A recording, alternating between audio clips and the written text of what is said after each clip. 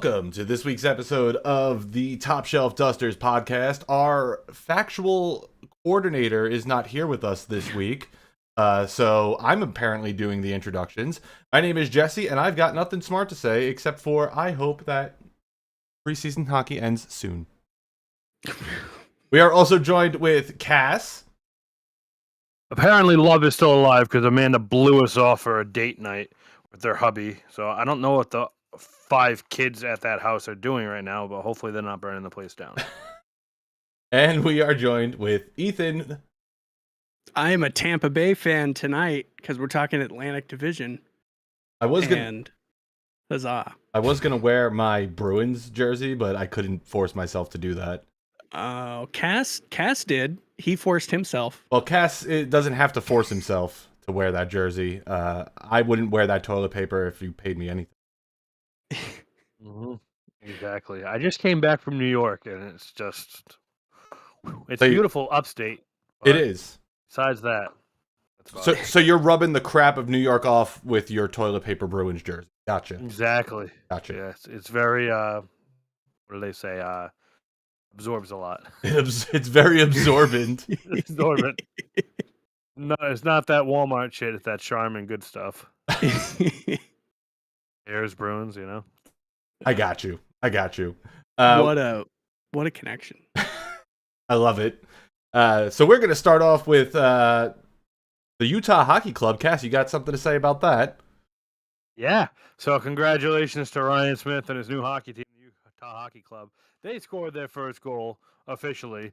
Unfortunately, it was in their own net because they scored them themselves. So I think we have a clip that Jesse's going to cut to. But yeah, I mean, ouch. You got to score at some point, right? Yeah, that's kind of brutal. I mean, in their defense, they did end up winning this preseason game, but still, like, what a terrible look to have your first goal scored on your own empty net. Oh, I think that was Holloway too, who Edmonton's probably regretting immediately not matching that offer sheet because he's already got 1 goal in the preseason at least. So against his own team. Yeah, I don't know. Ridiculous. Well, speaking of Utah, they're going to kick us off because we're going to talk about some NHL news, starting with the signings. We did take last week off, so we've got a bit to cover. We'll go fast. Utah did sign Dylan Guenther to an 8 by $7.124 million contract. Secured him up for the next 8 years. Congrats to him. That's big money. They've got to be crazy. Expecting a lot.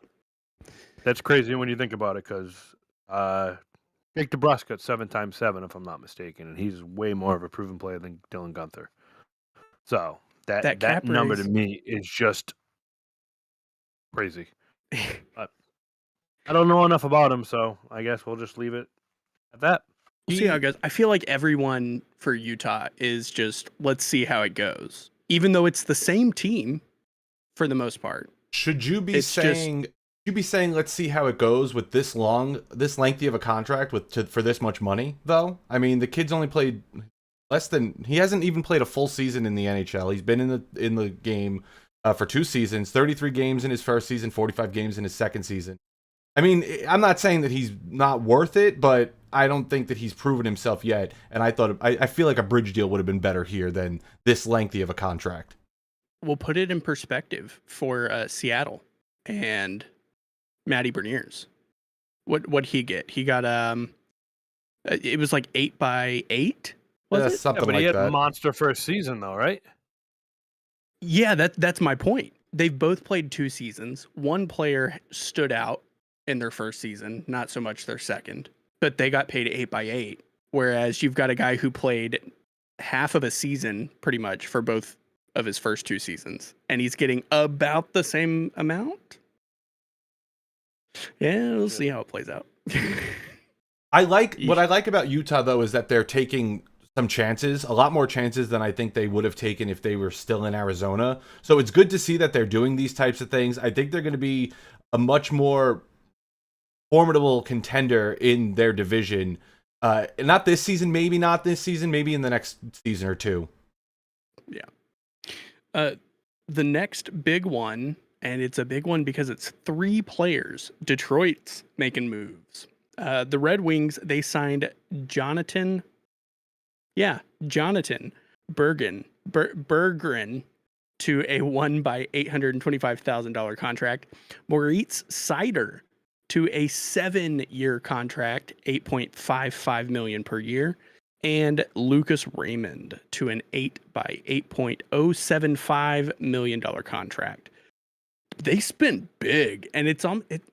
I'd like to think they knew we were talking about the Atlantic Division this week, so they wanted to get it all in before we started. I think it's more so that they heard us talking shit about them over the last 2 years. I mean, they should have made the playoffs last year, don't you think? And they were right on the cusp, but close and not enough, as is usual. Yeah, for unfortunately, the Bruins didn't get that memo because Swayman still isn't signed. But we'll talk about that later.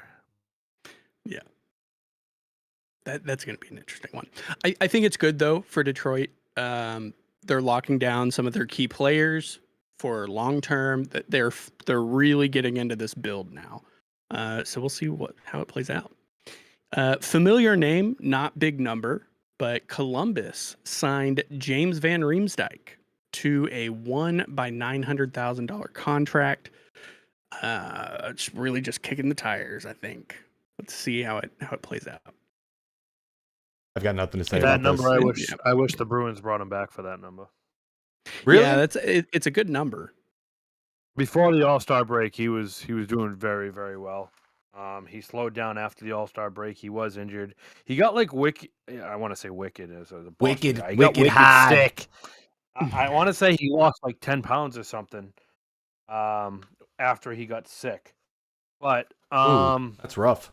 It's one of those things he was kind of struggling to come back from. I don't have his stats in front of me, but if you look at his stats, probably before the All-Star break versus after the All-Star break, he's well worth the $900,000 plus. Obviously, with the fractured locker room after the loss of Johnny Gaudreau, he is a very good veteran presence to have in there. That's a good point. I like that. Yeah. Do you guys think he will be in Columbus's top 3 points scorer? I don't think so. I wouldn't say top 3. I can't think of who it would be though. I wouldn't even say top 5. I don't know their roster well enough off the top of my head. I think oh god, what's his name? They got Adam Fantilli. Yes, they got Adam Fantilli. They've got another guy on there, Merchenko or something like that I think is going to be a pretty big name for them this season. But yeah, Kirill Merchenko. He's going to score some points. Werenski's there. Sean Monahan might be in that conversation, but I don't think Van Riemsdyk's going to be up there. All right. Yeah, I don't know. He should be playing top 6 minutes there. So yeah, I think so. I think he'll get a lot of assists.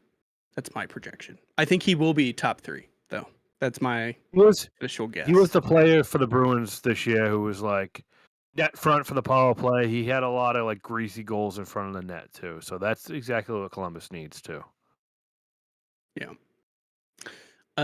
Moving on, another Atlantic team, Buffalo. The Sabres have signed Peyton Krebs to a 2 by $1.45 million contract. I'm going to be honest, I don't know much about the guy. I like that his name sounds like Krebs, so it's Mr. Krebs. Oh, I got that. Buffalo, we'll get there.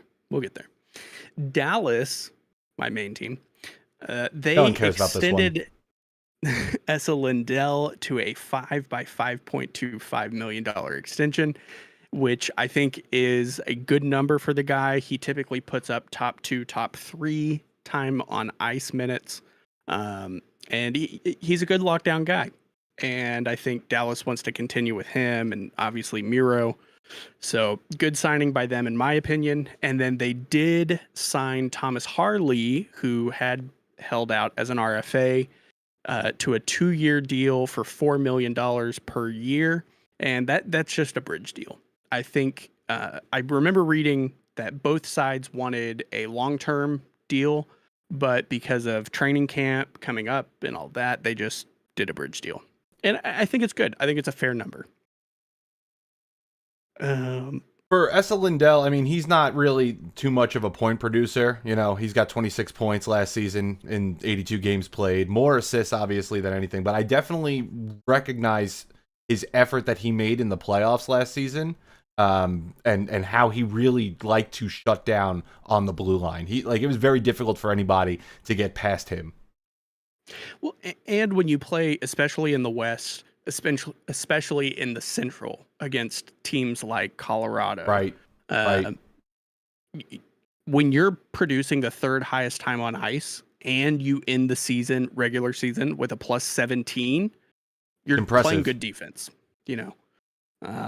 And so the 5.25, I think if they waited, because he does have, I believe, another year on his contract, that's going to be a higher dollar amount that you're paying because of a cap increase.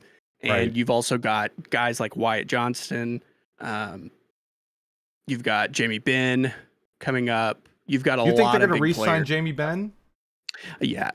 Jim Nill has said he will be a star for as long as Jim Nill is the GM. All right. And Jamie Benn wants to be a Dallas Star for the rest of his career. He'll take a pay cut. Bergeron, like 1 year times $2 million, or not that good of a captain?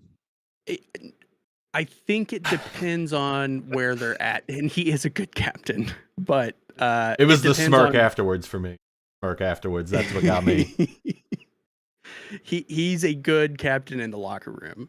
He's been with the Stars his whole career. I mean, he bleeds victory green. So, he bleeds the mascot. Talk about that next year. That's messed up. It's weird when you see him bleed. It's the weirdest thing. That's bizarre. Tyson in our chat says that JVD scored tonight for Columbus. What? He's already on the board. Or JVR, I guess. Who is that, Tyson? Jesus, Tyson. JVR. Stay off the booze. Tyson's actually with us tonight. He's going to be joining us a little later, and I'm watching him react to that. So it's great. Thanks, Amanda. This is what happens when you blow us off. Date night. We have to get Tyson. Moving on, the New Jersey Devils, they have signed Dawson Mercer. I think that's how you say it. To a 3-year deal, $4 million per year contract. He didn't want to wait for his contract to be over. I'd call that a bridge. It was a bad Dawson's Creek joke. Continue, please. Haven't seen it. Oh, good for you. Cass, have you seen Dawson's Creek? Nope. Dawson's Creek, is that it? Negative. Continue. Go on, please. It's not going to change either. Let's move on. We were I say worrying. We weren't worrying. We were wondering about the Vancouver Canucks goalie situation with Thatcher Demko out. Everyone always pronounces it wrong, and then Jesse corrects them. Shilvas? Shilovs. Thank you, Kat. Got the SH right. With both of them having some injuries, what are they going to do at goalie? They lost to Smith. And they signed Kevin Lankinen to a 1-year deal worth $875,000. Does he start opening night? That's my main question. Lankinen? No way. It's Shilovs. If I was watching the way that Shilovs was playing against Seattle in the preseason game, that dude is not an anomaly. Playing. Yes, he is. Oh, okay. Yeah, that dude is not an anomaly for them. I think that he's going to be a good goaltender in the interim while Demko's out, and Shilovs is going to keep them going throughout this time without him. So I'm not really too worried about that. Cass, you had something?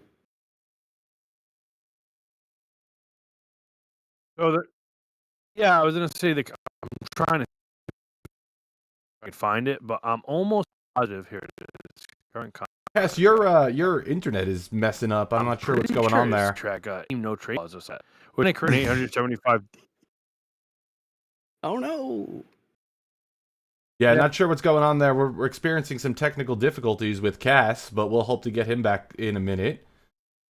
We'll come back to it. Colorado, however, they signed Logan O'Connor to a 6-year deal, $2.5 million per year. And I see that and I'm like, how does Colorado keep having money? Because I feel like I keep hearing that they're running out and they're not. Let me see. Amanda, can you look that up for us? Amanda is not here for us, unfortunately. So their cap space right now after that deal is a little over $2 million. So they do have some big contracts coming up that they're going to have to get done. like who's expiring for them? Let me see. Mikko Rantanen. Yeah, Next Mikko season, I think. Rantanen.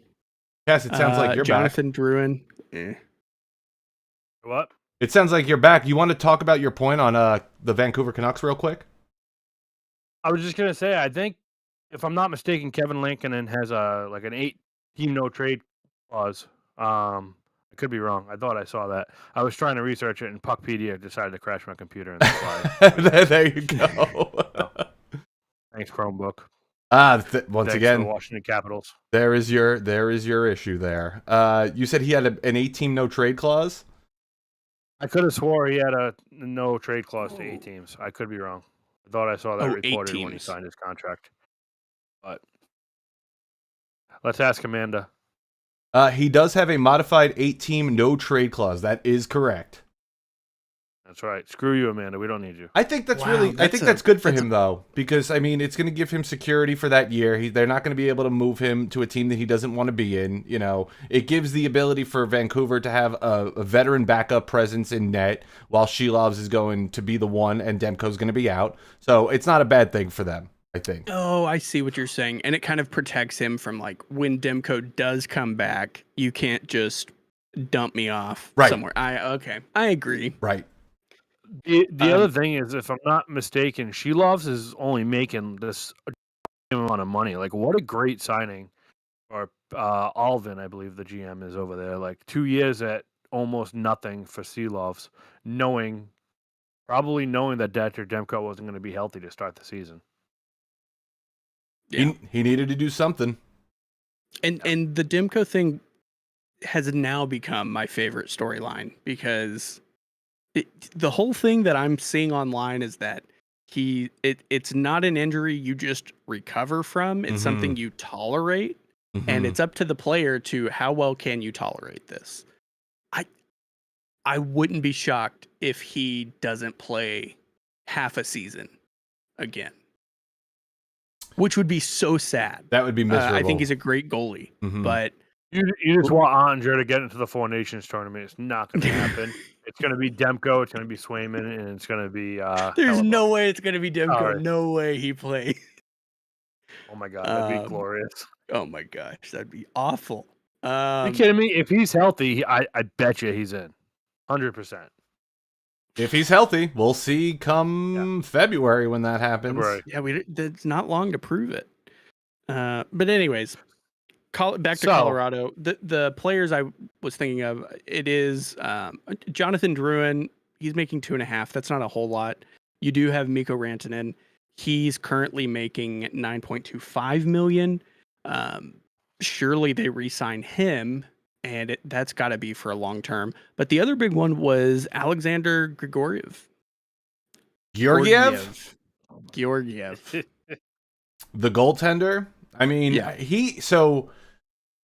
I'm sure I've vocalized in the past I don't want to say disdain, but my dislike for Georgiev. But I mean, he has really proven himself in Colorado, the way that he has been able to kind of take that team on his back. He's been the guy for them in goal. Like, he's played like 65 games per season over the last 2 seasons. They're going to have to re-sign him. They're going to have to pay him more money. He's currently at $3.5 million. I say at least 6 for him. At least 6. See, I got a hot take, but I don't think it's going to happen because he doesn't want to go to the West Coast. But Georgiev is up this season, correct? Yes. If he doesn't give a crap about going to the West Coast, Linus Ullmark to Colorado. Imagine that. We'll hold that. We'll hold that here. I'm clipping that. Ottawa does seem to be. Well, no, that's before. I don't know. Ottawa has seemed to be like the team that just lets good players go. pretty easily. Carlson, Spezza, those are the two I can remember just right off the bat. But what? Wait, who? Dano Chara. Yeah. They let him go in free agency for Wade Redden. That was a great decision. Rough. What's really interesting about Colorado, which we don't have to go super in depth because we're going to talk about Central next week, but Gabriel Landeskog, if he really is as close as they've touted he is to returning for the last 2 years, he's on LTIR. That's $7 million. You can't bring him back right now if you're Colorado. And you've also got Valeri Nichushkin, who's on LTIR, 6.125. Yep. That he could be ready to go by October. I mean, we haven't heard a single peep about it, so I don't think so. But there's been, I mean, I've heard some minor things, but it doesn't seem like he's coming back anytime soon. But that's something we'll table it for next week. But what do you do if those two players are like actually ready to go? Get rid of Cale Makar. We'll talk about it next week. Next up, Winnipeg. They signed Cole Perfetti. There you go. To a 2-year deal, $3.25 million per year. Yeah, throw the confetti out for Perfetti. That's a nice bridge deal for them. I think he's going to be able to show what he's got, his full potential in this 2 years. Mm-hmm. Yeah, I agree. Ethan, I really hope you can do this next one without screwing up the name. I've never heard of this guy before. I know Tyson's going to be really upset about this, but Pittsburgh, they came to an agreement with this guy, Sidney Crosby. Who? Crosby. Sidney Crosby. I know him. To a 2-year deal, $8.7 million per year contract. And I'm not going to lie, for Sidney Crosby, that was more than I was expecting. More? I thought it would have been at least 8.75, not going to lie. Really? For 2 years? Crosby likes his 8.7. Yeah. He could have got 10 or 11, easy. Do you think that's a signal that this is the last contract? I think so. Because it's 8.7? I think so. Depends where they are in 3 years. He's going to be 40 years old when this contract is up. I mean, I know he wants to play as long as he can, and he probably can go just as long as Jágr's gone, but I don't think that Pittsburgh's going to be re-signing him at the end of this one. I think he's just trying to establish his Hall of Fame career. He's not there yet. He needs a couple more years. You don't think he's there yet? That was total sarcasm. Oh, okay. Jesus. I was like, what the hell are you going on about? Listen, I know that I am a Pittsburgh Penguins hater, and I know that I've shit on Sidney Crosby a good amount of times in my life, but that dude deserves everything that he's got, man. He is a great hockey player. Mm-hmm. He is a phenomenal dude to watch on the ice, and good on him for taking this team as far as he has over the last 2 decades. I think Pittsburgh signs him. He's been the face of the NHL. He's been the face of the NHL for the last 2 decades, easy, you know. Him, and Ovechkin. It was him. No, it was him. I think Pittsburgh, at the end of it, they signed him to an 8-year, $7 contract per year deal, just to really, That's be at least $775. That is well below the league minimum there, Ethan. Well below. With performance bonuses. I don't know how that would work. Anyways, that's it for the signings. Yeah, and we've got after you. We got a little bit of breaking news real quick. The Bruins have still not signed Jeremy Swayman. After you. Okay, go ahead. One thing I will say, just because you brought it up, the Bruins seem content on what you said last episode. You said you wouldn't freak out until December, and then it's like the Bruins came out and said, we'll see what happens between now and December. They're listening. They're listening to our podcast. I know Don Sweeney's already got us liked on YouTube, like you should have us liked on YouTube and on Twitter and on Facebook at Top Shelf Dusters. And on TikTok. Oh, and now on TikTok, which is brand new. But I don't really use the TikTok. I'm too old. We do have a couple injuries to discuss. Evander Kane of the Edmonton Oilers will miss the start of this season after having surgery on several injuries that he sustained last season. Kane said on Wednesday he would have procedures to repair 2 torn hip adductor muscles, 2 hernias, and 2 torn lower abdominal muscles, all of which stemmed from playing through a sports hernia last season. I'm sure if Tyson's wife is listening, she's going to yell at me for butchering those medical terms. There is no timetable for Kane's recovery. At the conclusion of last season, Kane said he took time to assess his injuries and decide on the best course of action going forward. He said that this decision to have surgery came after consulting a number of doctors and players who had dealt with similar issues. I know that Evander Kane has been a topic of contention over the last couple of seasons, but I do wish him well, and I do hope he's able to get back into the NHL relatively soon. I think this decision was made with Stan Bowman to put him on LTIR and circumvent the cap. Oh, you're claiming that they're pulling a Vegas. Oh yes, 100%. Cup or bust this year.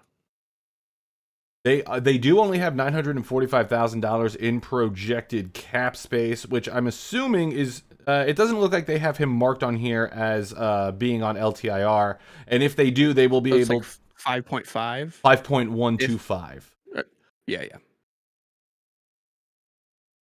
Yeah. Okay. So one thing I did see though from Elliot Friedman, I think it was him. Mm-hmm. I think he said 5 to 6 months. I think they're eyeing a February return. So around the Four Nations face-off? Yeah, so then if they're circumventing the cap with LTIR loopholes, then it's like they're not going to do anything at the deadline, which I don't know that they would have anyways. Yeah, see what happens. I love that claim though, Cass. I mean, you said what? Both abductors. What? There was like a laundry list of things. Like he's basically Bionic Man now. 2 torn hip adductors, 2 hernias, and 2 torn lower abdominal muscles. So like, it's not like you can rehab one injury. Like basically he can lift weights and that's about it with his arms. Like he can't do any leg, he can't go skating, he can't do anything. So like they're saying he's going to be out 5 to 6 months, which puts him end of February, beginning of April playoffs. Calling it. So March okay? All right. So I love that. Let's make our guess. Does Evander Kane play in the regular season? No. Cass sold me. I'm a no. I'm gonna have to agree with him on that. I mean, why? We haven't really seen anybody aside from Tampa Bay and Vegas pull this card with LTIR. Why not? Why not? If they're able to save some cap space, make the playoffs, and then bring him back, I'm not against it. You figure I'm not against it, but I'm not disputing it. Edmonton's a good enough team where they're not going to be floating on that wild card line. They should be in a playoff spot the whole year. You know what I'm saying? So it's not like they're going to need his services. He's going to be a boost at the end of the year, just like Mark Stone was. And it's not like he's slated to play in the Four Nations tournament where he wants to come back and play in that tournament. He's not going to be on that roster. So it's not like he's going to be coming back in February to get a couple NHL games in before he plays in that tournament. He's not going to be there. Plus his wife he's probably going to be in the courtroom for half the season anyway. So there's that too. But hey, I didn't take that into consideration. 5.1 whatever million in cap space at the trade deadline. You keep Evander Kane on your LTIR. Stuart Skinner's not playing like he played in the playoffs. There's a goalie out there you could go for, right? Mark. They're going to bring back Poop Soup. For 5.1 million. Speaking of goalies, the Anaheim Ducks will be without their starting goalie to start the 2024-25 regular season. The team announced that John Gibson recently underwent an emergency appendectomy surgery. Gibson is expected to be sidelined for approximately 3 to 6 weeks, taking him out of the Ducks lineup for the first portion of their season. This just came out of nowhere for him. It was obviously mentioned that it was an emergency appendectomy, And I mean, without him, I don't think they're going anywhere anyway. But without him, they're definitely not going anywhere. Do either of you still have your appendix? Yes. Yes. Do you? I had emergency appendectomy. It was awful. Oh, it's a terrible feeling. Yeah, best of luck to him. I'm confused on if he wants to be traded or not still. There hasn't really I been guess much we'll about see. that. Yeah, that kind of went away. That died really. I mean, I don't want to So- say really quick, but it died. This is Dostal's time to shine. Yes. You know, if Yep. he comes out hot in the first 3 weeks, it's gonna make it a lot easier to trade John Gibson and retain salary because Anaheim's not really doing anything anytime soon. And they have a lot of cap space too. They've got $20.9 million in projected cap space. So if they wanted to do something with him, retain some of that salary, he's got 3 years left on this contract. It would be worth it to do something and make some moves. Yeah, and like Kyle said in the chat, nothing you can do. Yeah, that's true. When it's time to get that appendix removed, you better remove it. Otherwise, you're gonna die. Moving on. Yes, don't do that, please. This one's been pretty big news over the last week. The LA Kings are going to be without Drew Doughty. He is month to month because of a fractured ankle, and I do actually have a video on that. There it goes. The defenseman will have surgery for the injury he sustained in a 3-2 preseason win against the Vegas Golden Knights at T-Mobile Arena on Wednesday. Doughty's left leg slammed into the boards in the first period when he tried to play the puck while engaged with Golden Knights forward Tanner Pearson. He was eventually helped off the ice by a trainer and his teammate Mikey Anderson. Former LA King, Tanner Pearson, I think. I think you're right. Yeah. This was a bad injury. Look at that. Oh, man. Yeah. It's like he caught a divot and his skate just stopped. And we've seen that a lot over the last couple seasons. Last season particularly. Ugh. Yeah, I'm gonna change that back to our beautiful faces, which is not worth looking at It's either. not better. Didn't get better. He's going to be month to month. They're going to be without him for quite some time, but I believe their GM did say that he was going to make a comeback in the regular season. So that's positive outlook for them and for him. It's going to be interesting to see if a lot of these NHL or upper tier people are rushing back from injuries to play in this Four Nations tournament. Like, Doughty's someone who should be on that team. So it's going to be interesting to see if he rushes back. Yeah. And it's going to be interesting to see if he rushes back from that injury, get on that team, you know? So If you want to do the LTIR thing, it's 11 million. Their cap is actually already considering that, I believe. Yeah. 1.2. Never mind. If I were him, obviously I'm not because I wouldn't be here with you guys. But if I were him, I'm very upset about that. I probably wouldn't want to make that rush back too quickly, especially, for something like the Four Nations tournament. Yeah, it'd be cool to see, but I'd rather be able to be there for my team in the latter half of the season than push myself and re-injure myself in a tournament that doesn't really matter. My take on it. But he's Canadian. The Canada pride. Got to be on that Canadian team then, right? I have no pride. He wasn't the only one though. Yeah, speaking of the Kings, they also lost right winger Arthur Kaliev. He's been ruled out indefinitely after suffering a fractured clavicle. He was hurt on day 2 of training camp, so not even in a preseason game. The injury appears to be pretty serious. It was reported that Kaliev is expected to have surgery and miss a few months. So hopefully he'll be able to come back. Hopefully Drew Doughty will be able to come back. But it's probably not going to be before the end of this year. Yeesh. Continuing on with injuries, it wouldn't be New York Rangers hockey if Ryan Lindgren doesn't sustain an injury. Ryan Lindgren is now expected to be sidelined a few weeks with an upper body injury that he suffered this week against the New York Islanders. Lindgren was quickly ruled out just 6 minutes into the first period after going down hard at the end of a scrap with Scott Mayfield in defense of Philip Hedl, who took a massive open ice knee-on-knee hit. There was a lot of speculation about Hedl's status, but he came right back in that game, and Ryan Lindgren was out, and he did not return. Again, it would not be New York Rangers hockey without an injury to Ryan Lindgren. Is that how you know hockey's almost here? That is how you know that hockey is almost here, because Ryan Lindgren got hurt. And that dude is going to make a comeback like he always does. I kind of feel, I mean, he puts his body on the line, and I've said this multiple times. I'm grateful that the team still decided to keep him. They gave him a bridge deal over in the offseason, but this dude needs to give himself a break, man. Thanks for him, Cass. Very much appreciated on that one. Now, Ellis.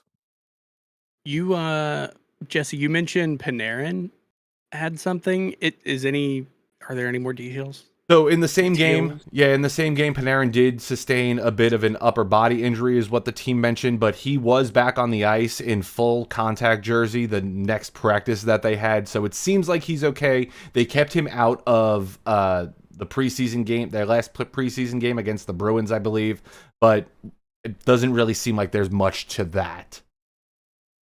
Thankfully. Good news. You could have spent a lot of money on a player that got injured. I'd rather have Panarin. I'd rather have Panarin. Also happening today, this one happened this afternoon. Patrick Laine, Montreal Canadiens forward, left today's preseason contest against the Toronto Maple Leafs. I like the Toronto Maple Leafs. The Toronto Maple Leafs. With an apparent injury. I've got a video of that one as well. The team announced that he will not return.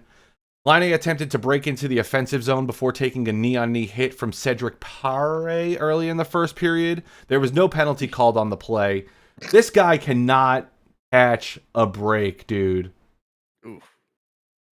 Not a good knee-on-knee. He was down. He needed help off the ice. Still catch that $8.7 million, though. That 8.7, that'll still hit. To add to this, they also lost David Reinbacher in this game. He was the 5th overall pick in the 2023 draft for Montreal. He left the game and he's not coming out. The Canadiens released a French tweet saying both these players are not coming back. I feel like it's worse when you read it in French. Yeah. At least that's what I was thinking. Everything is. You make a good point. Again, this dude cannot catch a break. I mean, he has been injured every season for the last, 5 seasons off the top of my head. I mean, there's been something going on with him, whether it be mental health issues, physical issues. This guy, it's unfortunate. I was really, really hoping that he was going to do something for the Montreal Canadiens. We'll see what happens. Hopefully he's able to come back sooner than later. Going back to that hit, is that a dirty hit? Suspension worthy? Let's go back to it. I'll have to see. Let's see. There we go. I don't think so. I think that he was just trying to make the gap. I think he was just trying to make a defensive play there, and it was just an unfortunate injury that happened. Unfortunate contact. I don't think that it would be suspension worthy. I mean, they didn't even call a penalty on it in the game. Knee to knee is kind of like slew footing in how difficult it is to call. So for slew footing, you have to know, like you have to have, without any doubt, a reason to think the player was intentionally trying to slew foot. Same thing with knee to knee. Yeah. History doesn't help, but I don't know. I think he puts his leg out there. Yeah. I don't know. I feel like he kind of stood his ground. I don't think that it was. Can you let it go one more time? You want me to let it go one more time? Let's play do it one more time. Watch the Let back it view. go. The back Butts. view is the most concerning. I don't know, man. It happened back. No, not that view. Not that view. That You gotta was wait for the replay. Well, this is going to take us a second, so we'll talk about it in the meantime. I mean, it happened so fast too. I don't really think that it's worthy of anything. Honestly, I'm shocked they didn't even call something. I will say that. I can't believe they didn't blow it dead. Montreal had the puck. Like they let it play for 5 more seconds. Kyle in our chat says, "I don't think so, but it's close." It's Wait, it's this next one. Watch it. Oh no, it's not this one. Not this one's the next one, right? Like yeah. The same one. This one right here. Here we go. Watch his legs stick out. Boom. I still think I'm gonna still err on the side of I don't think that it's worth anything. Oh. What really gets to me is that the officials on the ice didn't call it anything too. I think that's taken into consideration, in my opinion, as well. Yeah. No, Kyle, you already said that you don't think so, so you don't get to change your mind. I agree with him though. No. He's on my side. He's on my side. Make a note. My side. In other news, Ottawa, another Canadian team, they are planning to build a new arena closer to downtown Ottawa. I've not been to their arena, so I'm not familiar with how far out it is. I do know having an arena close to downtown is a nice thing. It's easier to get to. We'll see. And that's part of why that is part of why Arizona didn't succeed so well, because they had it. Their arena was 1 trillion billion million miles away. Just really shoving salt in that. Gotta. I know that cat's in the chat. The other thing is that new arena would not be in a location where maybe your car gets stolen. Like Claude Giroux. His car got stolen, and that's all that was in the notes, so I don't have anything else on that. It was posted by, I believe, his wife, that his car was stolen. This is not the first time an NHL player's car has been stolen. At least he wasn't carjacked. I think it was Mitch Marner that got carjacked, wasn't it? Ooh. A couple years ago? I remember that. Yeah. Hi, Kat. I saw you were there. I'm glad you gave me the rolly eyes emoji. Moving on, Columbus has made Rick Nash. Yes, that Rick Nash, the director of Boston Bruins legend operations. Yeah. Do you have good things to say, Cass, about Rick Nash? Or? He's a second legend, only behind David Backes, the most overpaid veteran that Don Sweeney brought in for no reason. I'm pretty sure we got Ryan Lindgren in a trade for Rick Nash. Pretty sure that's what the trade was. My ring camera keeps going off. You're welcome. I like Rick Nash a lot. Someone's stealing your car. I hope so. Stealing your car. I hope so. No, he's not in Ottawa. I am in Seattle. I hope somebody does steal my car. Please steal my car. Don't steal my car. I like the naming of Rick Nash for director of hockey ops. I think that it's going to be a good move for Columbus down the line. I like Rick Nash as a player. I think he's a really smart hockey player. I think he's going to make good moves for this team in the future. He also played for two of the best 3 teams on this podcast, too. The Bruins and the Rangers. So suck it, Ethan. Yeah, did he play for your team, Ethan? No, he didn't. Negative. Thankfully, no. You don't mean that. You wish. Moving on from Rick Nash. Goodness, what a hill to die on, guys. Hey, I don't want to hear it. You wasted half of Pavelski's career down there, so. Whoa. Couldn't even get anything done there. If we had him for the full time, it would have been better. Oh, yeah. If wish. Speaking of old aging veterans, 2 captains have been named since we last saw you guys live. Chicago named Nick Foligno their captain. I think we all kind of saw that coming. It's like a bridge captain thing until Connor Bedard is ready, right? It'll give Connor Bedard somebody to look up to, somebody who's going to be able to lead him and show him what it takes to be a leader. I think it's a good naming for the team and for Nick Foligno as well.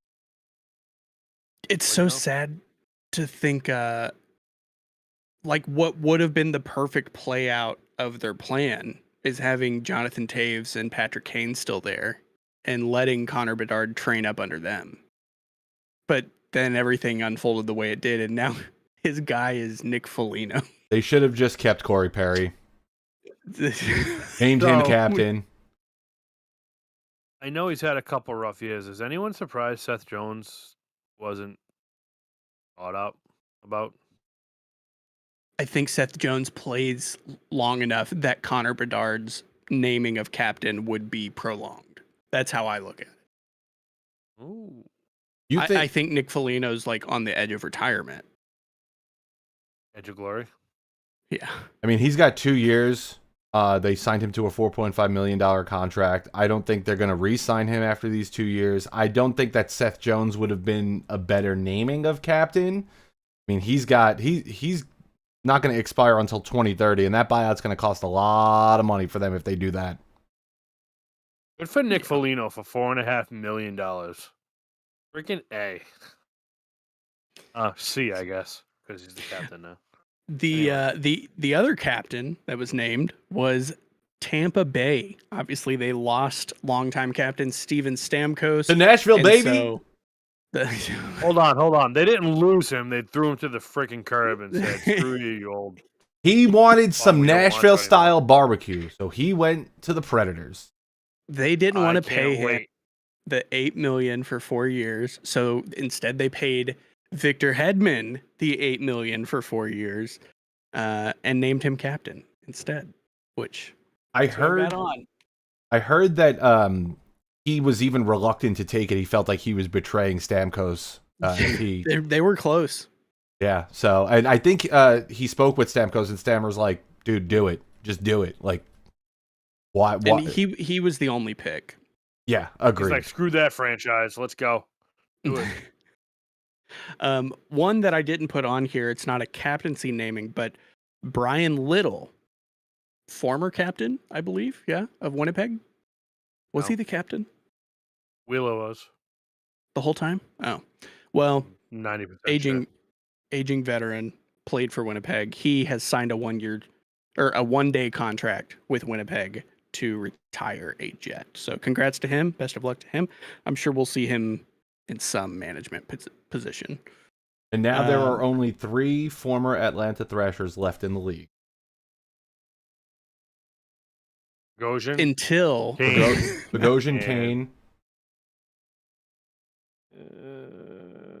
I don't have it up. I don't know. But I did see that. That sounds like a problem. It is. Yeah. But so it's good for him. I think that he's going to be something in Winnipeg, like you said, and bring back the Thrashers, please. Hey, maybe. But before we get to that, the Philadelphia Flyers head coach, John Tortorella, he invited, is it Guy or Guy? I think it's Guy. Because they're American, right? I'm going to say Guy. That's the only... Mr. Goudreau, father of Johnny and Matthew, to a Flyers practice. Cool little thing. He did go, right, Jesse? He did. Yes, he did go. Oh, yeah. Okay. Yeah. Tortorella was actually really excited about it. He said that he wants to bring him back. So I thought that was a really nice homage for sports to extend in light of what has happened with that. Yeah. And I know all the players don't get along with Torts, but he seems like a stand-up, classy, got a head-on straight guy, and he's I love down him. to earth. It's not like he's holier than thou because he's one of 32, maybe 36 coaches in the NHL. If I have my way, no. I love the dude. You know what I'm saying? Though he seems, and I mean, he gets results too on a crappy Flyers team. He was pretty close to playoffs last year. I understand why people don't like him, but I think that he's just no nonsense, no bullshit type dude, and I respect and value that. I appreciate that, and I wish he was still in New York, honestly. Well, and the things you see about him that make you lean to the I don't like him camp, it's just like maybe 5-6 moments caught on camera that the media plays over and over again. They don't play the rest of the stuff. Too, because they were playing the Bruins today, and I was like, who the hell is this guy behind that bench? For most of the preseason, he sits up in the press box so he can have a bird's eye view of the game and kind of judge his prospects better that way, which I thought was interesting. Not a lot of coaches do that in the preseason. I think it's just a different way to view the game, especially for him, where there's a lot of bodies that he doesn't normally see play there. That's pretty cool. And the Flyers won in overtime, motherfucker. And you get to see how like your other coaches handle the bench. You know. Yeah. Speaking of 36 teams, nope. Gary Bettman says no, despite several rumors that started floating around a few weeks ago. That but here, despite those rumors, Gary Bettman, he shut down the expansion rumors. Okay, he also shut down that there was going to be a team in Utah this year too. So suck it, Gary. That's true. He is a very truthful man. I very much believe him. So I was talking to my wife about this today on our crazy ride home from New York. How many years into Utah has an outdoor game? 3? Oh, no. Less than 2, I would say, because the Winter Olympics are in Utah. So the ice is going to be there. Oh, but it's not outdoor. Yeah. I still think like less than 3. Where would they go? Outside. Tahoe. Yeah. I mean, hopefully they figure out. Tahoe's Nevada and California. Never mind. It's close enough. And hopefully if they do Tahoe, they'll be able to figure out that ice situation, the sun overhead. Didn't plan for that last time. Where would they do? I don't think they have a place. Yes, Cass. Yes, somewhere outside. Yeah, outside. Very the Great Salt Lake. Freeze the salt over. All right, Park City. There we go, Kat. All right, let's get to the best division in hockey here. We're gonna break it down team by team. And we're going to bring on Tyson. Hi, Tyson. How are you? Hopefully you're ready and not naked. No, he's ready. Partially, right? And the crowd says boo. Hey, everybody. How we doing tonight, boys? Oh, living the dream. Being alive. Well, I'm glad I'm on tonight. I was supposed to be on a golf trip this weekend, but Indiana's earning its Salt Life stickers this weekend with the hurricane rolling in. You guys have Salt Life stickers? You would be amazed. 50 minutes coming up with that line. That's brutal. Where's the salt, Tyson? Holy shit. No, you would be surprised the amount of people up here that have Salt Life stickers on their vehicles, but they park next to cornfields. It's like, where's the salt? I have no idea. Yeah, it's a great question. Coming up. It got blown up. We're getting it right now. Ridiculous. Yeah, I know. So we are going Go ahead, Cass. We're just going to jump right in. All right, we're going to start with Florida. Everyone's Stanley Cup champ from last year. They had 110 points last year. They said goodbye to Montour, Oliver Ekman-Larsson, Vladimir Tarasenko, Anthony Stolarz, Kevin Stenlund, Ryan Lomberg, Nick Cousins, Josh Mahura, Steven Lorenz, and Kyle Okposo retired as a champion. They added AJ Greer, Jesper Boquist, Thomas Nosek, all 3 of those former Bruins. Nate Schmidt, he was bought out by Winnipeg. Adam Boquist, I don't know if those 2 are brothers or not. And they added goalie Chris Drieger from Seattle. Let's start with Ethan. Ethan, how do you feel about this team? Are they better or worse than last year? I think they're worse. They're worse, right? They've got to be worse. He asked you, not me. Yeah, right? Jeez. They're worse. I think they're worse. Excellent. Great conversation. Yes, I think they're worse. Well, here, I'll add one other thing. I'll add. All right. All right. I think they're gonna have a big Stanley Cup hangover. I think they won their first. I don't think you see them compete as hard as they've been competing for that cup. I think they're gonna have a fall off. Interesting. If we look back on the video a year ago, you said the same exact thing. Anyway, Jesse, I want to know how you feel about Chris Drieger probably being the backup this year, considering Spencer Knight was in the AHL all last year. That's fine. Keep him. I think that the Seattle's goaltending is fine without him. It's unfortunate that he left the organization, but good for him. Hopefully he'll be able to play a little bit more in the NHL as opposed to being in the AHL. So if I'm not mistaken, he was with Florida before Seattle took him in the expansion draft, correct? Yes, I believe that is right. And he basically got buried behind Grubauer and Decord, correct?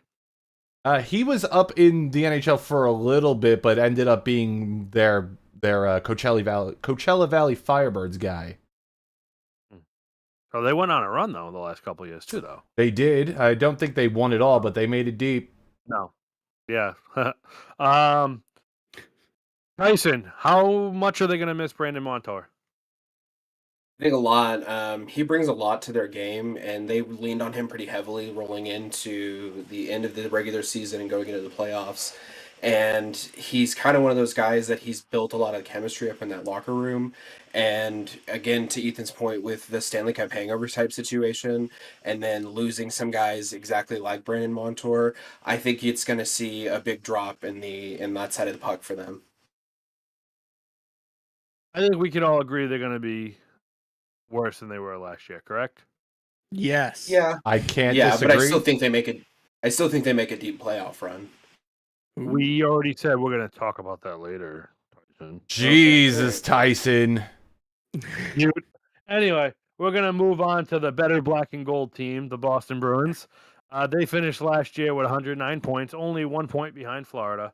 They said goodbye to goaltender Linus Ullmark, Jake DeBrusk, Matt Grzelcyk, Derek Forbort, who was injured most of the year, Dan Heinen, who got a pretty sweet contract with Vancouver after signing off a PTO last year, Jesper Boquist, Kevin Shattenkirk, James Van Riemsdyk, who we talked about earlier, Jacob Lauko, he went to Minnesota, Oscar Steen, who cares, and Pat Maroon went to the Hawks.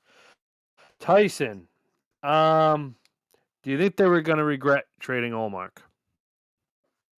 Yeah, and I think that right now, with that situation, because they had such a great tandem rolling into that.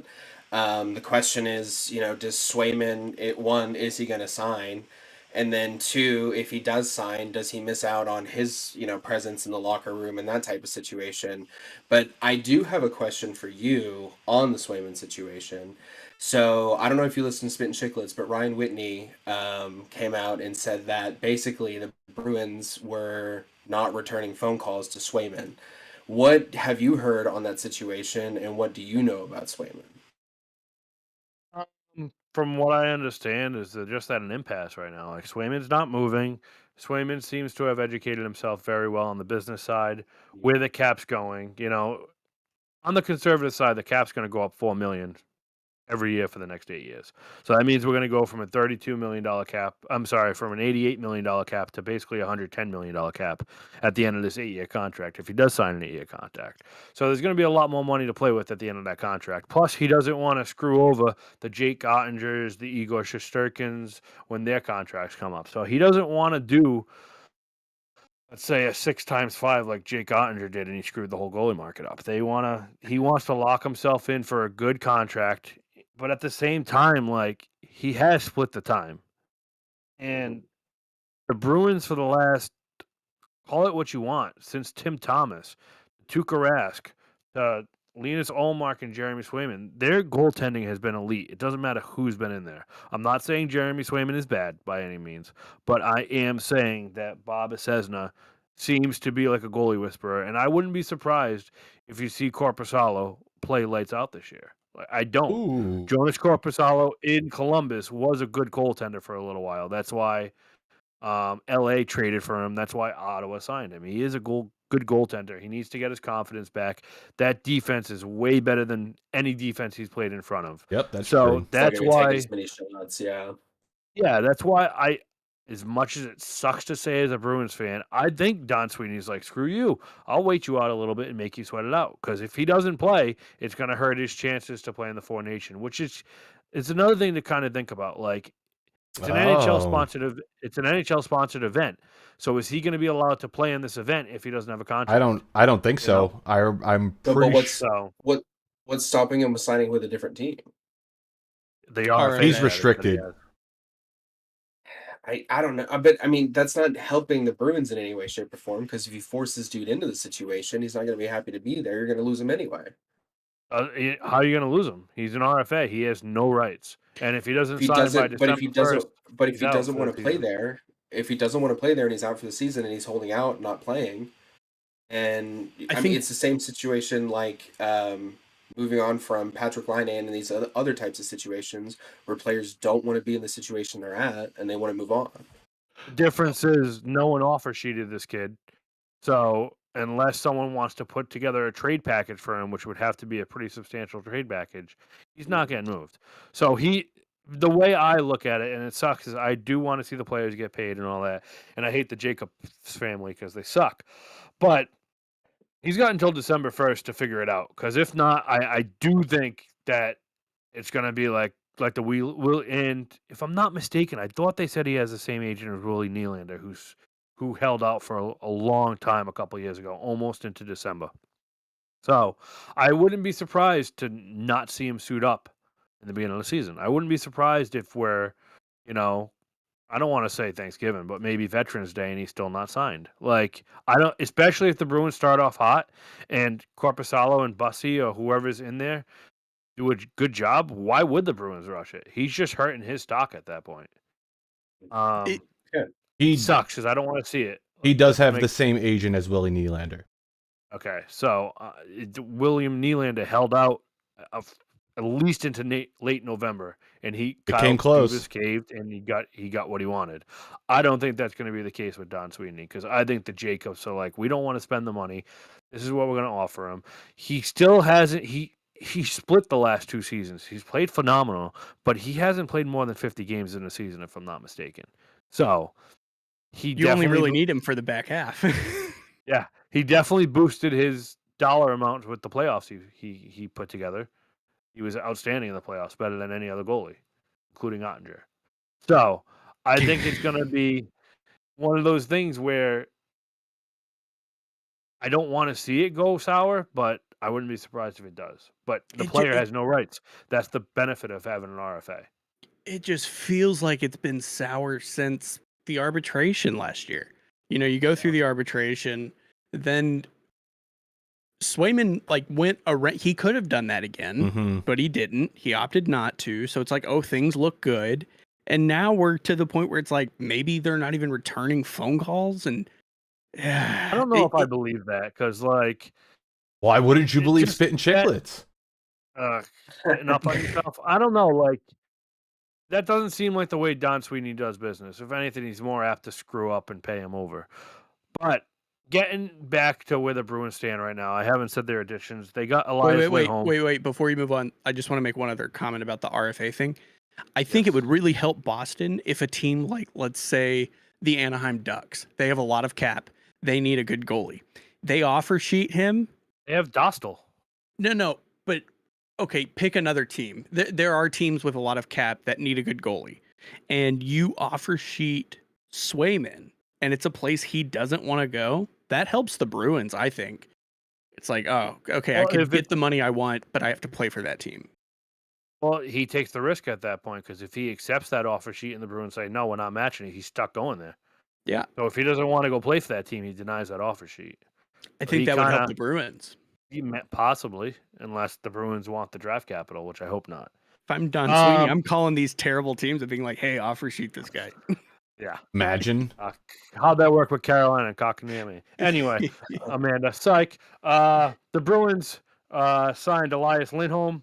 They got Mark Kastelik in the trade for Linus Ullmark. Max Jones came over from Anaheim. They got that big defenseman in Nikita Zadorov.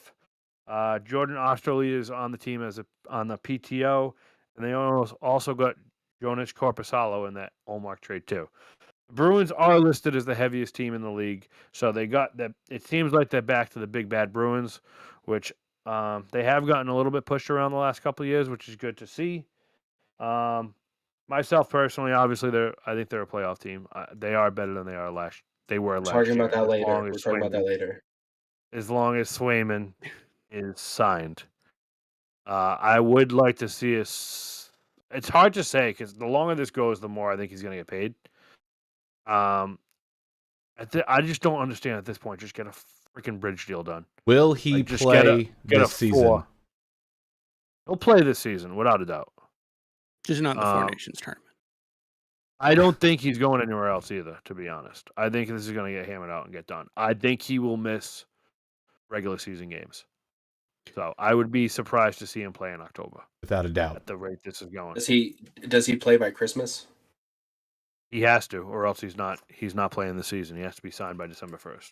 Also, it's on Cass's Christmas list that is going out to Santa soon. So he's not been good. He has to. You still mail Santa?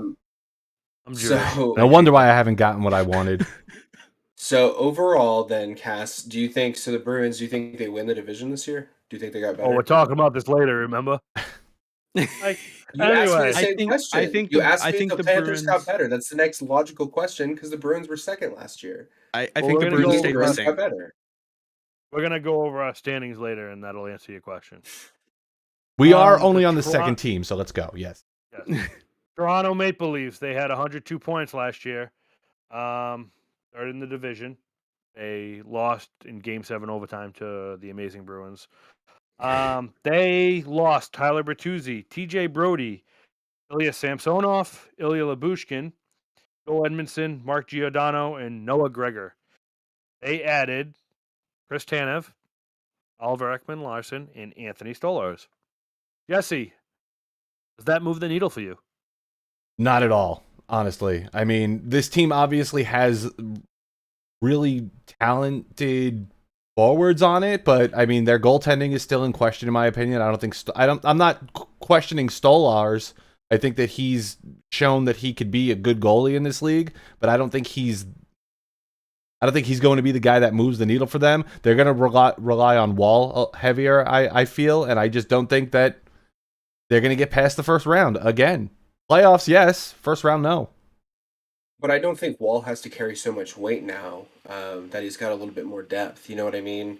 I mean, Samsonov was obviously somebody you wanted to keep, but I think Stolarz is a little bit more established. Maybe not as high performing, but I think it takes a little weight off of Wall because Stolarz can stay healthy and Wall obviously can't because he's had issues up and down, which is something that I think Toronto just deals with on the regular in their situation. So if they have healthy goaltending leading into the playoffs, I think it's, we'll see what happens, but I think they have more dependability, at least, in goal.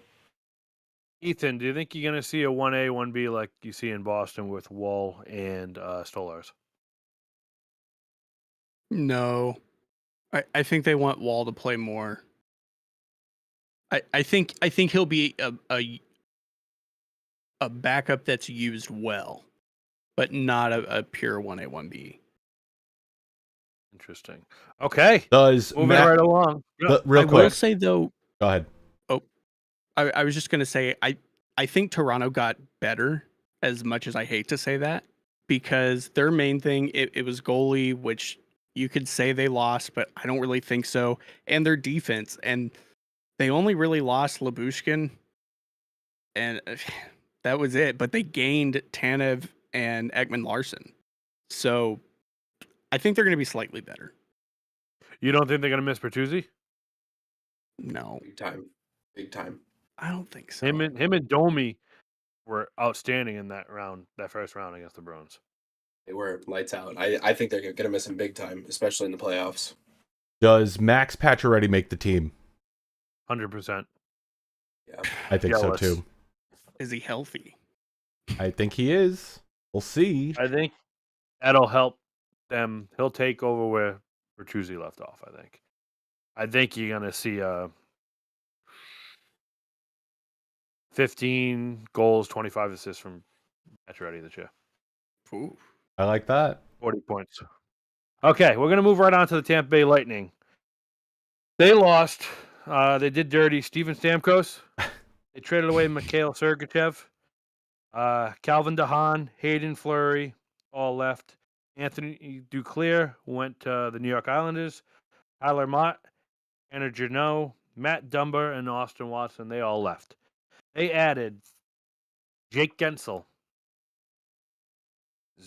Zemgus Girgensson. I feel like I should know that, but I don't. Connor Geekie, Cam Atkinson, who signed a very cheap deal, which I think again he's gonna work out well there with Nick Paul on a line with Nick Paul. They re-added Ryan McDonough. They got him back from Nashville. And J.J. Moser they also added. Let's go with Ethan because Ethan likes talking very long, and he's wearing the Tampa Bay shirt. How do you feel about this team after losing Stamkos? You think they're not going to miss him because Gensel basically slides in that spot? Well, they'll miss him, but for different reasons. I think from a talent standpoint, I think I'd still prefer Stamkos. I think Stamkos performs better than Gensel, but that would be for like this season max. Then you look to the future, then it's going to swap. But I think this team is slowly dragging out their impeding rebuild. That's Jesse, who do you think is going to have more points this year, Gensel or Stamkos? Ooh. Oh, let's split that as a poll. I think it's going to be Gensel. Not that I say that Stamkos isn't going to perform. I think he's going to do well in Nashville, but I think Gensel's going to outperform a lot of people's expectations on this team. I think they're going to give him the minutes to be able to do that, and he's younger, so he's going to be able to be a little bit more durable. Hopefully, Stamkos can stay the full 82 game season, but history is not on his side on that one. I think Gensel gets more possession, so I think he's going to score more goals. But I think that Stamkos will have more points through assists. Ethan. Ooh, Stamkos. Always. What I just think Jesse, I'm sorry. What were you saying? Nothing. Go ahead, Tyson. Go ahead, Tyson. I just think Stamkos has the ability to get more assists in that situation, so he'll get more points. But I think Gensel's definitely going to have to take over a lot of the offense over in Tampa, so he's going to get more goals out of the situation. I mean, you figure freaking Gensel has Braden Point and Nikita Kucherov feeding on the puck. Yeah, exactly. And Stamkos is going to have probably Philip Forsberg and Marchessault feeding him the pucks, but he's going to have Yossi on that back end. I think Stamkos is going to have more points at the end of the season. Amanda, what do you think? Close. Oh wait, that's right. You're not here. Okay, he's cutting into some steak right now. Yeah, by the candlelight. The Yzer plan. We're going to talk about that for a little bit. The Detroit Red Wings last season had 91 points. If I'm not mistaken, they just barely missed the playoffs. They said goodbye to Shane Gostisbehere, David Perron, Robbie Fabry, Jake Wallman, which was kind of a surprise to me, Daniel Sprong, James Reimer, and Austin Charnick. They added Vladimir Tarasenko. They re-signed Patrick Kane. Tyler Mott. They added Eric Gustafson. And Cam Talbot is their number one goalie now. Ugh. Ethan, how does this team make you feel? I trust in the Yzer plan. I think they're on the right track. Okay. You could have said the same thing last year. I think they made a big improvement last year. Because they got a goalie now? They have a lot of goalies now. Too many. They also have Poop Soup down in the minors, if I'm not mistaken, right, Jesse? He's your boy. My boy Poop Soup. Yes, they do. You still have Alex Lyons over there too, isn't he, in Detroit? And Ville Husso. Now listed as a third string goalie, which they thought he was going to be like their future. So, they don't move the needle too much for me. I don't think anything crazy here, but they do. If I'm not mistaken, they do have a lot of cap room to work with. Yeah. They are currently at $198,194. All right, I'll die. Anyway, I do like Eric Lalonde as their coach. He seems to kind of work with the younger. Yeah, he seems to work with the younger players really well, and obviously with the extension to Moritz Seider and Lucas Raymond, I think this team's only going to look up from there. They do have that Simon Edvinsson kid, who's a young defenseman who's going to play more this year, and the goalie Sebastian Kosa in the minors, who is he was a first round pick if I'm not mistaken. He's just getting seasoned in the AHL, and I think he's gonna you're going to see him in the next couple of years, without a And doubt. Patty Kane showed that he still has it. Yeah, so hopefully him and DeBrincat just keep on building on that chemistry that they already have. But they're not playing on the same line, so maybe not. I don't know. Let's talk about the Buffalo Sabres. Do we have to? We have to. Ugh. They said goodbye to Jeff Skinner, Gergensen again, Victor Olofsson, Tyler Jost, and that's about it. They added Jason Zucker, Ryan McLeod, Sam Lafferty, Nicholas Aube-Coupel, and they added James Reimer. And the biggest addition of all, they hired Lindy Ruff again to be their head coach. And that's where they lose it. I do not think he's going to be the head coach at trade deadline. I think this Really? I think this team is going to be worse Spicy. than they were last year. They had 84 points last year. I think you're going to see them around the 75-point mark. Ooh. They look pretty good in preseason, though, and I know it's just preseason, but You know how I feel about I don't know preseason. I don't know if they got worse, is what I'm saying. You know what I mean? It doesn't. I don't think they made enough moves to move the needle for me either. But as I'm speaking, they got lit up 6-3 against the Blue Jackets. But I mean, I don't know what they're doing. Losing somebody like Skinner, while wasn't necessarily helping them, but he's still a guy in the league that people respect and like in the locker room. But I don't know. It just feels like the team doesn't really have an identity and not really going anywhere. It really sucks too, because I think Kevin Adams has done a decent job there with the contracts he signed and all that. The one thing we forgot to mention, which it's Ethan's fault because he does the notes. It's Rasmus Dahlin. I was gonna say get named the captain of this team. I would also like to point out there's been 6 head coaches since Lindy Ruff left, and the team none of those 6 coaches got to the playoffs. So I guess if it worked with Lindy Ruff, maybe it'll work again. But like I said, That's optimistic. trade deadline day, he will not be the head coach. It's just so I think amazing. they should have hired Craig Berube as the head coach. I think they screwed the pooch. I don't think Berube wanted to go Lindy. there. Not Lindy. It's just crazy to me though, because the Buffalo roster has so much young talent. It's just crazy how they can't get it done. But I really think that speaks on how difficult the whole division is, and in total, the Atlantic is just hard. Yeah, I don't. I've put hope in Buffalo for several seasons now, thinking what you just said, essentially, Tyson. They've got a lot of young talent. They really look like they're on the up and up, and they always just end up a little above mediocre. Fine. If none of you want to do it, I will. I'm saying that they're going to make it to the playoffs this season. But we'll talk about that later. You just always have to be. You just always What? have to Say be it. the one. Say it. We're talking about that at the end, Jesse. Speaking about teams who aren't going to make the playoffs, let's move on to the Ottawa Senators. They lost Jacob Chikrin, Jonas Korpisalo, Dominic Kubalik, Matthew Joseph, Eric Brandstrom, and Mark Kastelik. They added David Perron, Noah Gregor, Adam Gaudette, who's a player who I was surprised hasn't had more success in the NHL. Michael Amadio, Nick Jensen, and they added the number 1 goalie, Linus Ullmark from the Bruins. Tyson, does this team make you think they're going to have any improvement from the 78 points that they had last season? I think they got significantly better by just kind of shoring up their goaltending. I don't know. I mean, it's just such another weird team where it's like they don't really have an identity, but they have some young talent they're trying to do something with.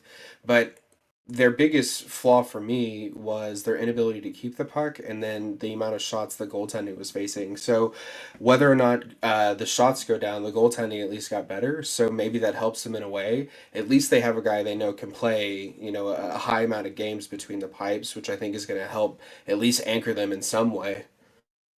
Ethan, without looking, who's their head coach? Ryan Reynolds? No, he didn't get it. Jesse, do you know? I do not. Tyson? I don't. Travis Green. Oh, yeah, I forgot about him. Yeah. Oh, That just goes to show you how much he's done so far. Yeah, Where's he from? Was he from? He was Capitals in or something? Vancouver, he was in Vancouver, and I Vancouver. believe he was Okay. in New Jersey for a little and he was while in New too, as Jersey an as assistant. assistant. Excuse me. Is this his first head coaching job? No, he was head No, coach in Vancouver. Vancouver. He was the head coach of Vancouver. Okay, sorry. Yeah, that's about all there is to say about Ottawa because they suck. Oh, They have Nick Um, Cousins. they have Nick Cousins now. Pinto. Did I not say Nick Cousins? I don't think you did. They did get a little grittier, that's for sure. He must have signed after this edition of the Hockey News came out. They got a little Let's grittier move- by allowing him to just turtle shell into the ice. Sorry, go ahead, Cass.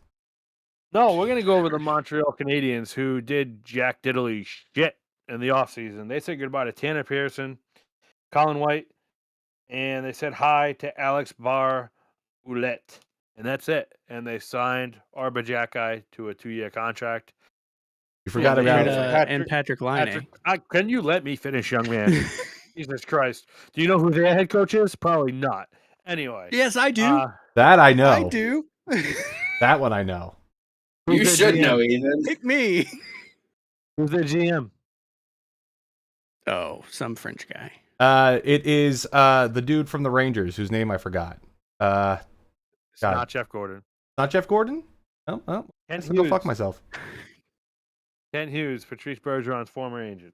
Anyway, they did add Martin Patrick St. Louis. Laine until he decided to blow up his knee, and he probably tore his meniscus and MCL today, and he'll Ugh. probably be out probably 4 months. I'm calling it right now. So As of this today, they got team- worse. So they had 76 points last year. Will they be better or worse? I think The they're going same. to be the same. Exactly 76 points. I like it. Sam Montembeault and Caden Primo are the goalies right now, but I thought I just saw that Caden Primo signed with another team, but I could be wrong. Anyway, their goaltending sucks. Maybe Carey Price will come back for one more year, but probably not. Probably So- unlikely. And that's the Atlantic. Sucks to suck for everyone. So I'm gonna start with Jesse. I want 1 through 8 in the positions you think they're gonna be. Doggy style is not one of them. Go ahead, Ethan. I was going to ask if Tyson thought they were better, or did he say? But then I No, I realized it didn't. would just come out in the standings. No, as of with Patrick Laine coming down, they have obviously got worse. So, yeah. Would I you mean, have said better if he was healthy? Yes, I would have, because I think he had something to prove, and I think he's got a lot of offensive talent that brings a lot of depth to the team that they were lacking. So again, it's a young squad that's trying to find an identity, which I think they're finding. I don't necessarily know that their goaltending sucks as bad as Cass seems to think they do, but if they're better this year, it's not by much as far as points go. Maybe they win one in regulation instead of overtime versus what they did last year. So again, I think it's just hard talking about the Atlantic because it's such a competitive division. Agreed. And you wouldn't think of a worse goaltending tandem than that one. No. Thank you. San Jose. No. San San Jose's Jose's got a pretty rough one. No, they got Askarov. Oh, Yeah, but- that's right. They did get Askarov. He's unproven at best. So is Caden Primo and Sam Montembeault. Okay. But Mon- again, Montembeault they're was young not good for guys. them. They don't have a veteran goaltender that they can lean on right now. It's two young guys that they're trying to force into a position that's just not working. You need to go out and get somebody, but they got rid of what's his face, is it Allen? Jake Allen wasn't going to do Allen anything for them anyway. No, but it was somebody veteran that could at least help some of these young guys get out of their head a little bit. And again, it's So, a That's lot what of it Carey falls Price down is the there locker room. for. Okay, yeah, I'm sure he's down in the who's- locker room with the boys. Who's going to have more points at the end of the season, Montreal or Columbus? Ooh, I think Montreal still has more. I think Columbus lost a lot, unfortunately. Jesse, I'm going to say Montreal. Ethan. Montreal has more. I think I'm going to say the same. Anyway, Jesse, go ahead with your 8. Yes. So Order. I'm going to go with Boston, number 1, winning the division. Toronto right behind them, just barely. That's going to be a pretty crazy fight for the division winner. Then I am going to put Detroit at 3 and Buffalo at 4. From there, Tampa Bay at 5. Florida at 6. He realized it. And then Ottawa at 7, Canadians at 8. Hot take time. So you have Buffalo in the playoffs. Yes. Okay. Ethan, go ahead. I'm going to go Toronto, Boston. Okay. I think Toronto gets the edge on that. Florida, Detroit, Tampa, Buffalo, Ottawa, Montreal. So you have Detroit not making the playoffs. Who did I pick as my wild card? Carolina and Philadelphia. From two episodes ago. Can't change it. I'm moving on. Tyson, right. Go ahead. So I put Florida at 1, Toronto at 2, Boston at 3, Ottawa at 4, Tampa Bay at 5, Detroit, Montreal, and then Buffalo. I love the categories that we have. None of us are the same.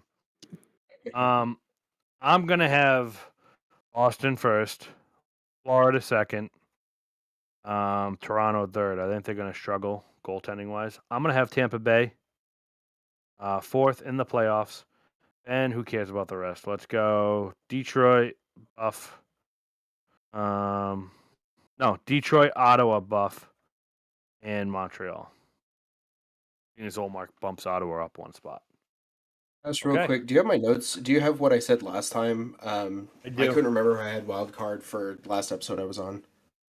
Do you think the New Jersey Devils are going to be a wild card team? I do, and I have Ottawa as a wild card team. There you go. Ooh. Okay. All right, Jesse, let's move on to the top 10 wingers if you want to do that today or if you want to save it. Nope, let's do it. Let's just roll on through with it. Oh, what did I do? I pressed the wrong button. Stupid me. There we go.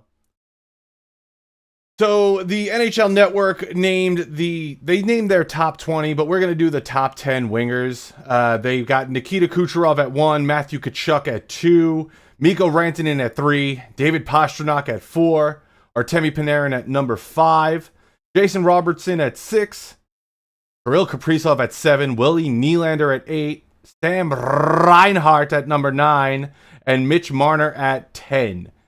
What do y'all think about this one? There's some issues. Yes. What are your issues? 0. Starting from the bottom, Now we're Mitch here. Marner and Nylander are too low. Kaprizov is too high. You're crazy. Panarin's too high. Panarin's too high. Excuse me. No, I would agree with agree you. with that. I agree. He should be in the top 10, but I think he's not top 5. I think the top 4 is probably pretty negligible. You could put those in probably really any order, in my opinion. Would you put Tkachuk above Reinhart? I don't think so. I'd rather have Reinhart on my team than Tkachuk. Tkachuk is great because he's gritty, but Sam Reinhart's scoring those goals. That's what I think. So- Yeah, but it's a So where one-off, would you though, put- Where would you put Tkachuk then, if he's not 2? Where would you put him if he's worse than Sam Reinhart? I would probably put Sam Reinhart at 3, Tkachuk at 5. Jesus Christ. Rantanen at 2. Yes. Yep. And You feel then, like Kucherov's number 1? Do we really feel like that? 100%. yeah. Who do you have at 4 then, Jesse? Pastrnak? I would keep Pastrnak there, yeah. Robertson at 6. Okay. Say that again, I'm sorry. Yeah, I would leave Robertson at 6. I'd probably put Panarin at 7. Willie Nylander's good at 8. I think Kaprizov's good at 10 and put Mitch Marner at 9. Mm. These lists, man. I mean, these lists. You know how contentious they can be. I think Nylander's above Panarin. Okay. Fuck you. I just you were complaining about Panarin. I'm always complaining about Panarin. Yeah. I'll be complaining about Panarin until his contract ends. There you go. See, I think Nylander doesn't even belong in the top 10. Ooh. you think Marner's Who would you replace? Who would you replace him with? Probably Hyman.